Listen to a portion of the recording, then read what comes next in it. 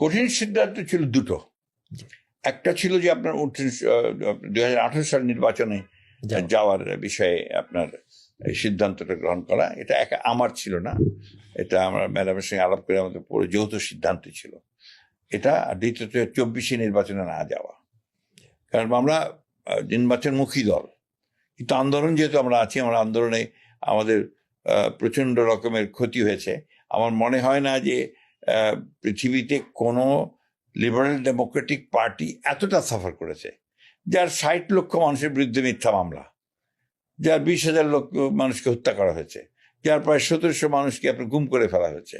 তো সেই একটা পলিটিক্যালি লিবারেল ডেমোক্রেটিক পার্টি, তার পক্ষে এটাকে সাস্টেইন করা, ধারণ, এটা বিপ্লবী দল নয়, আর্মস নাই, নিরস্ত্র সবাই, কে ফ্যাসিস্ট হাসিনার সমস্ত আর্মসের পুলিশ, আপনার র্যাব, তার কোনো কোনো ক্ষেত্রে তাদের গুন্ডা বাহিনী, সবকে ফেস করে সামনে দাঁড়িয়ে থাকা, অবিচলভাবে দাঁড়িয়ে থাকা, এটা আপনার নিঃসন্দেহে, আমার দুঃখ হয় যেন এটাকে কেউ খাটো করে দেখার চেষ্টা করে। আমাদের তো আমরা শুরু করেছি অনেক আগে, আপনার এই যে জুলাই আন্দোলনের অনেক আগে আমাদের 22 জন মারা গেছে।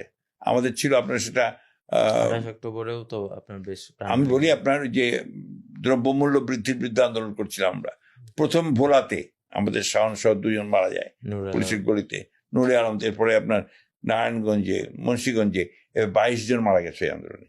তো এই আন্দোলন করছি, আমাদের তো মারা যাচ্ছি, এটাকে যদি কেউ খাটো করে দেখার চেষ্টা করে, আমি কিন্তু কোনো কৃতিত্বের কথা বলছি না, I don't believe in that. আন্দোলন কিন্তু মানুষ তার নিজের প্রয়োজনে করতে আসে, সেই আন্দোলন তখনই সফল হয় যখন আপনার একটা স্ফুলিঙ্গ দাবানলে ছড়িয়ে পড়ে। এটা আমাদের অভিজ্ঞতা থেকে আমরা বলছি। তাই আজকে যদি কেউ দাবি করে যে ওই 1 মাসের আন্দোলনেই সবকিছু হয়ে গেছে, তাহলে এটা সঠিক নয়। এটা 15 বছরের একটা আন্দোলন, ত্যাগ স্বীকার, নির্যাতন, নিপীড়ন, সবকিছু মিলিয়ে কিন্তু আন্দোলনটা হয়েছে।